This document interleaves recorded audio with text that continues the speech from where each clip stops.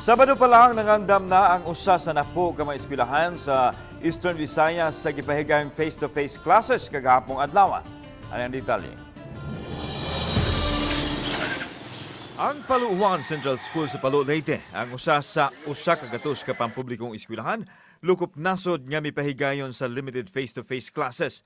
Matod sa prinsipal, duha lang una sa estudyante sa SPED nga adunay autism agi paapil sa face-to-face classes.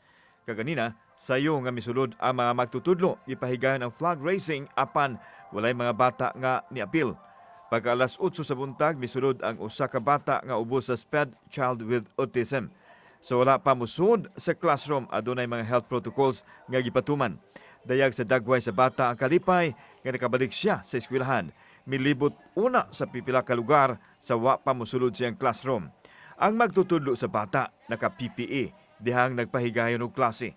Ang Palo Central School adunay 2,129 ka mga estudyante apan duha lang una ka bata ang gitugutan nga moapil sa limited face-to-face classes. Mula na't kining maong sistema hangtod sa Pebrero sa sunod tuig. Ang ubang mga estudyante matag Biyernes lang moadto sa eskwelahan aron sa pagkuha silang modules. Si Dr. Henrietta Managbanag, ang Assistant Leyte Schools Division Superintendent, kinsa may obserbar sa pilot implementation, mapasalamaton sa pag-abag sa tanan aron masunod ang health and safety protocols.